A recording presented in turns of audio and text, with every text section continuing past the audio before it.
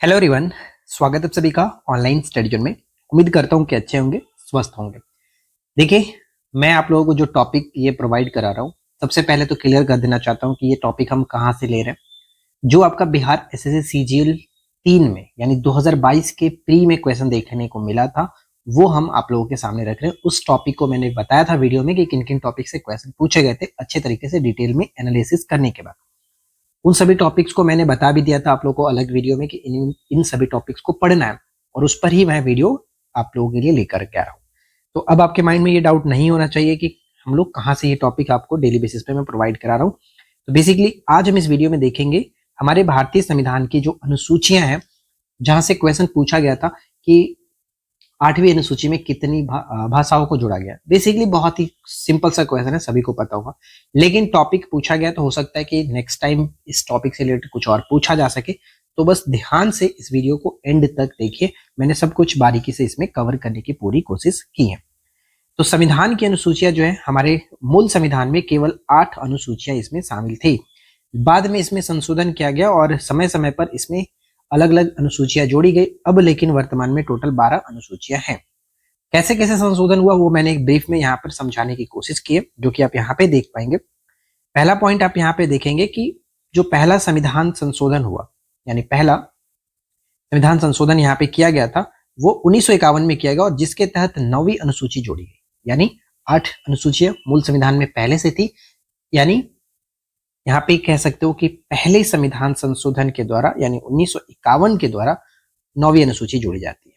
ठीक है, सभी के बारे में एक एक में डिटेल्स में बात करेंगे, लेकिन सबसे पहले ये समझ लीजिए कि कौन कौन से संशोधन के द्वारा बाद के 4 अनुसूचियों को जोड़ा गया। फिर आता है कि 52वां संविधान संशोधन 1985, जो आता है 10वीं अनुसूची को जोड़ा जाता है। 11वीं अनुसूची जोड़ी जाती है 73वें संविधान संशोधन के द्वारा, वो है आपका 1992 में, और 74वां भी 1992 में जोड़ा जाता है, यानी कि 12वीं अनुसूची। तो कुल मिलाकर आपने देखा कि 8 पहले से थे, 4 बाद में जोड़े गए थे, और इनको याद रखिएगा कौन से संशोधन के द्वारा कब जोड़ा गया। राइट, अब देखिए पहली अनुसूची जो है, इसमें क्या क्या हमें देखने को मिलता है, उल्लेख, क्योंकि यहां से क्वेश्चन पूछ जाते हैं कि इसका संबंध किन क्षेत्रों से है। तो पहली अनुसूची में राज्यों व केंद्र शासित प्रदेशों का नाम और क्षेत्र इसमें दिया गया। प्रारंभ में इसमें 14 राज्य और 6 केंद्र शासित प्रदेश थे। वर्तमान में आपको पता ही है कि 28 और 8 हो चुके हैं। ठीक है, इसके बाद नेक्स्ट हमारा क्या पॉइंट आता है, ध्यान से देखिए। दूसरी अनुसूची के बारे में बात करते हैं। द्वितीय अनुसूची, यहाँ पे कह सकते हैं राष्ट्रपति, राज्यपाल, स्पीकर, उप स्पीकर, सुप्रीम कोर्ट व हाई कोर्ट के न्यायाधीशों और कैग के वेतन और भत्ते का इसमें विशेषाधिकार दिया गया। सिंपल सा अगर हम सरल शब्दों में आपसे कहना चाहें तो दूसरी अनुसूची का संबंध वेतन और भत्ते से। 2 रुपया वेतन, कितना कमाते हो भाई, 2 रुपया। ठीक है, ये बस ध्यान रखो, याद रहेगा आपको। तो सरल अर्थ में कहें तो वेतन और भत्ते इससे संबंधित है। अब आती है हमारी तीसरी अनुसूची। तो तीसरी अनुसूची में अगर हम देखा जाए तो शपथ और प्रतिज्ञा के प्रारूप का इसमें वर्णन किया गया। केंद्र, राज्य मंत्री, सांसद, विधायक, सुप्रीम कोर्ट और हाई कोर्ट के न्यायाधीश, कैग आदि के इसमें जो कि शपथ के बारे में बात की गई है। एक प्रश्न हमेशा आपसे पूछा जा सकता है कि राष्ट्रपति का जो शपथ है वो तीसरी अनुसूची के अंतर्गत आता है कि नहीं आता है। तो ध्यान दीजिएगा कि तीसरी अनुसूची में राष्ट्रपति के शपथ की बात नहीं की जाती है, क्योंकि राष्ट्रपति का जो शपथ है वो अनुच्छेद 60 में ऑलरेडी वर्णन किया गया, अलग से इसका वर्णन है। तो ये तीसरी अनुसूची के अंतर्गत नहीं आते हैं। ठीक है, यहाँ पे देखिए उपराष्ट्रपति को शामिल किया जाता है तीसरी अनुसूची में, लेकिन राष्ट्रपति इसमें नहीं आते। ये पॉइंट बहुत इंपॉर्टेंट है, याद रखेंगे। क्वेश्चन हो सकता है पूछा जाए, मैं आपको एमसीक्यू कराऊंगा तो इस तरह के सभी चीजों को मैं एमसीक्यू में कवर करूंगा, जिससे आपको ये सारा डाउट्स क्लियर रहेगा। एग्जाम में जिस तरह से क्वेश्चन पूछेंगे वो मैं सब कुछ आपके सामने रखूंगा। ठीक है, तो चौथी अनुसूची क्या है, तो देखिए चौथी अनुसूची जो है राज्य केंद्र शासित प्रदेशों को राज्यसभा में सीटों का आवंटन के बारे में बात करता है। चौथी अनुसूची राज्यसभा में सीटों के आवंटन के बारे में उल्लेख करता है, और ये सबसे इंपॉर्टेंट भी हो जाता है, कई बार ये पूछा गया, याद रखिएगा। अब आता है पांचवी अनुसूची।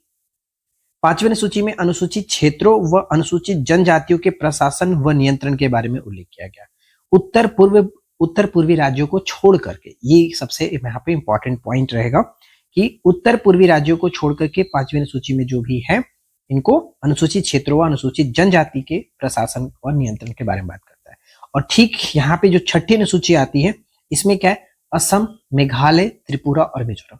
इन 4 राज्यों के नाम आपको अच्छे से याद होना चाहिए, क्योंकि यहां से हमेशा ही प्रश्न पूछा जाता है। इन 4 राज्यों को जोड़ करके क्वेश्चन हमेशा बनते हैं। इसमें से कोई एक राज्य जो कि दूसरा दे देता है और इसमें से पूछा जाएगा कि छठी अनुसूची में निम्नलिखित में से किस राज्य का उल्लेख नहीं है। ठीक है, तो ये असम, मेघालय, त्रिपुरा और मिजोरम नाम अच्छे से आप याद रखेंगे 4 राज्यों के। जनजातीय क्षेत्रों का प्रशासन स्वायत्त जिला परिषदों का प्रावधान भी ये करता है।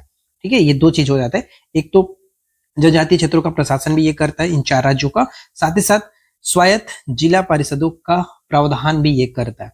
उम्मीद करता हूं कि यहां तक तो आपको कोई दिक्कत नहीं हुई होगी। अगर आपको यहां तक वीडियो अच्छी लग रही है तो प्लीज वीडियो को लाइक करें, ज्यादा से ज्यादा फ्रेंड के साथ शेयर करें और चैनल में पहली बार अगर आप आए तो सब्सक्राइब कर लीजिए। और साथ ही साथ हमारा जो एसओ का बैच है, अगर आपने अभी तक ज्वाइन नहीं किया तो जाकर के ज्वाइन कर लीजिए, क्योंकि कल लास्ट डेट है ऑफर का। ऑफर खत्म हो जाएगा क्योंकि अभी फिलहाल आपको 149 के साथ बैच मिल रहा है। पूरी स्टडी मटेरियल आपको मिल जाएगी, सारा पीडीएफ, सारा नोट, सब कुछ वहां पे मिलेगा। सारा सब्जेक्ट का नोट्स मैंने अपलोड कर रखा है, तो आप जाकर के ले लीजिए। और साथ ही साथ ये जो जितने भी अभी नया टॉपिक्स आ रहे हैं, इन पर मैं अलग से वो वीडियो और पीडीएफ वहां पे अपलोड कर रहा हूं, तो आप जाकर के वहां से पीडीएफ डाउनलोड कर पाएंगे। चलिए आगे बढ़ते हैं।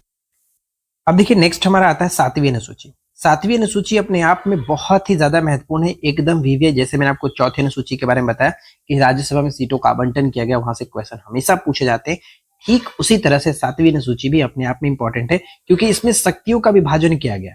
इसमें संघ सूची, राज्य सूची और समवर्ती सूची, 3 प्रकार की सूचियों का उल्लेख किया जाता है, और जिनमें अलग अलग विषय दिए गए।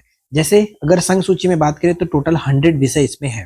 ठीक है, टोटल 100 विषय, और राज्य सूची में 61 विषय है, और समवर्ती सूची में 52 विषय। यानी संघ सूची में जो कि जितने विषय होते हैं उस पर कानून बनाने का अधिकार केंद्र सरकार को होता है, संघ को होता है।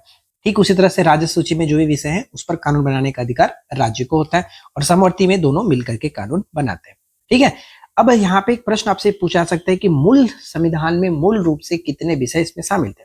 तो संघ में टोटल 97 विषय थे, जो कि अभी हमें 100 देखने को मिलता है। ठीक है, उसी तरह से संघ में तो आपने देखा कि 97 थे, अभी 100 है।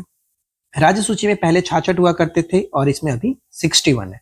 ठीक है, और नेक्स्ट हमारा आता है समवर्ती सूची में पहले 47 था, अभी फिलहाल 52 है। तो ये तीनों इंपॉर्टेंट रहेगा, याद रखिएगा। चलिए 8वीं अनुसूची, जहां से प्रीवियस में क्वेश्चन पूछा गया, चाहे कोई भी एग्जाम उठा करके देखो, अनुसूची से रिलेटेड हमेशा ही क्वेश्चन आपको देखने को मिलेगा ही मिलेगा। इसमें कोई दो राय नहीं है कि यहाँ से क्वेश्चन नहीं बनते। तो ये अपने आप में बहुत ही ज्यादा महत्वपूर्ण टॉपिक हो जाता है, मुझे ये बताने की जरूरत नहीं है। अगर आप एक एस्पिरेंट हैं और आपने प्रीवियस पेपर अलग अलग देखा है, दिया है, तो आपको पता होगा। अब देखिए 8वीं सूची में क्या है कि भारतीय संविधान में मान्यता प्राप्त भाषाओं की सूची इसमें दी गई है, जिसमें टोटल 22 भाषाएं शामिल है। पहले मूल संविधान में 14 भाषाएं थी, अलग अलग समय पर अलग अलग इसमें संशोधन किया गया, और समय पर मतलब अलग अलग समय पर इसमें भाषाओं को जोड़ा गया। जो सबसे पहली चीज यहाँ पे ध्यान रखना है आपको, जैसे कि मैं आपको बताता हूँ कि 15वीं भाषा, मूल संविधान में 14 भाषाएं थी, 15वीं भाषा के रूप में सिंधी को जोड़ा गया, जो कि 21वां संविधान संशोधन 1967, ये इंपॉर्टेंट रहेगा, पूछा जाता है। ठीक है, किस संविधान संशोधन के द्वारा सिंधी भाषा को 15वीं भाषा के रूप में जोड़ा गया? तो आपका 21वां संविधान संशोधन 1967। ठीक है, अब आता है फिर से 71वां संविधान संशोधन 1992। अब इसके द्वारा 1992 में 3 भाषाओं को जोड़ा जाता है। 14 थे, एक सिंधी जोड़ा, 15 हुआ, 15 के बाद 3 जोड़ा, 18 हुआ। 18 में कौन कौन शामिल हुए? तो यहाँ पे कोंकणी, मणिपुरी और नेपाली, ये 3 भाषाओं को जोड़ा गया, टोटल हो गया 18। उसके बाद फिर से एक संशोधन होता है 92वें संविधान संशोधन, जो कि 2003। अब ये 2003 में 4 भाषाओं को ऐड किया जाता है, जहां पे देखेंगे बोडो, डोगरी, मैथिली और संथाली। टोटल 18 और 4 22 भाषाएं अभी हम वर्तमान में देखते हैं। अब इसको याद रखने का एक सिंपल सा तरीका ये होता है कि जो आप यहाँ पे आप देख रहे हैं कि 71वां संविधान संशोधन जो कि 1992 में हुआ, इसे याद रखने के लिए उस वक्त नमक आप याद रख लो को, नमक यानी देखिए नेपाली, मणिपुरी और कोंकणी, ये 3 भाषाओं को जोड़ा गया। उसी तरह से यहाँ पे अगर हम देखेंगे 92 संविधान संशोधन 2003 के द्वारा 4 नई भाषाएं जो जोड़ी गई, वो कौन कौन सी रही पूछा जाता है। तो आप इसे याद रख सकते हो संडो बम करके। ठीक है, संडो बम, ये 4 अगर आप वर्ड याद रखोगे, संडो बम यानी संथाली, डोगरी, बोडो और मैथिली, ये आपको याद रहेगा। तो ये मुझे नहीं लगता कि अब इसमें कोई डाउट होगा, आपको अच्छे से क्लियर हो जाएगा। चलिए फिलहाल बढ़ते हैं नेक्स्ट पॉइंट पे। नेक्स्ट पॉइंट हमारा आता है कि 9वीं अनुसूची। अब 9वीं अनुसूची अपने आप में इंपॉर्टेंट है क्योंकि इसे पहले संविधान संशोधन के द्वारा जोड़ा गया था। मूल संविधान में तो 8 अनुसूचियां थी, लेकिन 9वीं अनुसूची को जोड़ा जाता है यहाँ पे पहला संविधान संशोधन 1951 के द्वारा कृषि सुधार कानून और साथ ही साथ जमींदारी उन्मूलन से संबंधित इसमें कानून के बारे में बात कही जाती है। 9वीं अनुसूची का आरंभ होता है पहले संशोधन 1951 के द्वारा। 10वीं अनुसूची का बात करें तो ये भी इंपॉर्टेंट है, क्योंकि यहाँ से भी कई बार प्रश्न पूछा गया कि दल बदल विरोधी प्रावधान जो है हमारे संविधान की किस अनुसूची का संबंध है। वो है 10वीं अनुसूची 1985 में ये जोड़ा गया था 52वें संविधान संशोधन 1985 के द्वारा। ठीक है, अब आते हैं नेक्स्ट पॉइंट पे। नेक्स्ट पॉइंट आता है कि 11वीं अनुसूची पंचायतों के अधिकार और उत्तरदायित्व इसमें दिया गया। अब ये ध्यान से देखिएगा कि क्योंकि पंचायतों से रिलेटेड जो अधिकार है उनका उत्तरदायित्व है, अर्थात पंचायत राज संस्थाओं की शक्ति और इनकी जिम्मेदारियां इसमें दी गई है, जिसे 73वें संविधान संशोधन 1992 के द्वारा जोड़ा जाता है। पंचायतों को कार्य करने के लिए टोटल 29 विषय शामिल किए गए, ये भी प्रश्न पूछा गया। ठीक है, टोटल पंचायतों को 19 विषय दिए गए। अब लास्ट आता है 12वीं अनुसूची। अब इसमें क्या होता है, ये नगर पालिका से रिलेटेड यानी नगर निकायों से संबंधित है, उनके अधिकार और उत्तरदायित्व का बात इसमें करता है। 74वें संविधान संशोधन 1992 के द्वारा इसे जोड़ा गया, जिसमें 18 विषय शामिल किए गए, 18 विषय दिए गए, यानी 11वीं अनुसूची में 29 विषय और 12वीं अनुसूची में 18 विषय। अब यहाँ से एक प्रश्न देखिए, आप घटना चक्र पढ़ेंगे तो देखने को मिलेगा आपको, क्योंकि ये प्रश्न पूछा गया कि कोहेलो जो मामला है, कोहेलो बनाम भारत संघ 2007 का ये मामला था। इसमें 9वीं अनुसूची के संबंध में ये जो की है, ये मामला जो है किस अनुसूची के संबंध में पूछा जाता है, तो 9वीं अनुसूची के संबंध में। इसमें यह कहा गया है कि इसमें रखे कानूनों की न्यायिक समीक्षा नहीं होनी थी। ठीक है, नहीं होनी थी। इसमें जितने भी जो भी कानून रखे गए उनकी न्यायिक समीक्षा नहीं होगी। लेकिन 2007 में कोहेलो केस में सुप्रीम कोर्ट ने कहा कि मौलिक अधिकारों के खिलाफ कानून 9वीं अनुसूची में भी रखे जाए तो न्यायिक समीक्षा कर सकता है। ठीक है, तो बस यहाँ पे ज्यादा आपको दिमाग नहीं लगाना है, बस ये याद रखना है कि कोहेलो मामला जो है वो किस अनुसूची से संबंधित है, ये जो मामला था वो किस अनुसूची से रिलेटेड है, बस इतना याद रखना, 9वीं अनुसूची से संबंध रखता है। उम्मीद करता हूं कि ये छोटा सा वीडियो आप लोगों के लिए हेल्पफुल रहा होगा। वीडियो पसंद आया हो तो प्लीज वीडियो को लाइक करना, फ्रेंड के साथ शेयर करना, चैनल पे पहली बार है तो सब्सक्राइब कर लीजिएगा। और जैसा कि मैंने आप लोगों को बताया गाइस, अगर अभी तक आप इस वीडियो को देख रहे हैं तो एक चीज मैं आपको बता दूं कि अगर आपने अभी तक हमारे एस वाला बैच ज्वाइन नहीं किया, बिहार एसएससी सीजीएल, जो आपका बिहार एसएससी सीजीएल 4 का बैच है हमारे एप्लीकेशन पर, अभी फिलहाल उस पर एप्लीकेशन पर जो क्या ऑफर चल रहा है 149 के साथ ये बैच आपको मिल रहा है।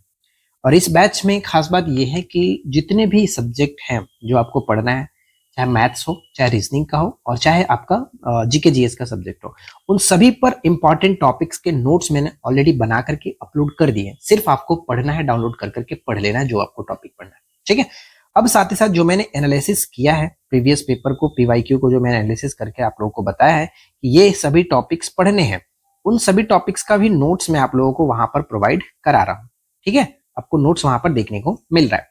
तो बने बनाया चीज अगर आपको मिल रहा है और वो भी बहुत ही कम कीमत के साथ 149 के साथ, अब आप बताओ कि बना बनाया चीज आपको 149 में मिल रहा है, जो कि आपका प्री और मेंस दोनों में ये चीज काम आने वाला है, तो फिर आपको चाहिए ही क्या, सिर्फ पढ़ना है। तो पढ़ने के लिए तो मैं आपको दे ही रहा हूं, तो आप जाकर इसको पढ़ो। सिंपल सा, करना कुछ नहीं है। वीडियो के नीचे डिस्क्रिप्शन में हमारे एप्लीकेशन की लिंक दी गई है, आप उस पर क्लिक करो, क्लिक करके जाइए एप्लीकेशन को डाउनलोड करिए। अगर डाउनलोडेड है तो फिर सिर्फ और सिर्फ आपको पेड कोर्स के सेक्शन में जाकर के वहां पर Bihar SSC CGL 4 BSO ASO batch दिखेगा, उस पर क्लिक करके 149 के पेमेंट के साथ उसमें इनरोल हो जाइए, जुड़ जाइए, बस और कुछ नहीं करना है। उसमें सारी स्टडी मटेरियल आपको मिलती रहेगी, अब बस आपको पढ़ते रहना है। तो अगर कोई भी डाउट हो तो आप हमें कांटेक्ट कर सकते हो, जो कि 620162 ये मेरा व्हाट्सएप नंबर है, यहाँ पे आप कांटेक्ट कर सकते हो। ठीक है, 620162 चलिए मिलते हैं नेक्स्ट वीडियो में। Thanks for watching, keep watching, keep learning, have a good day.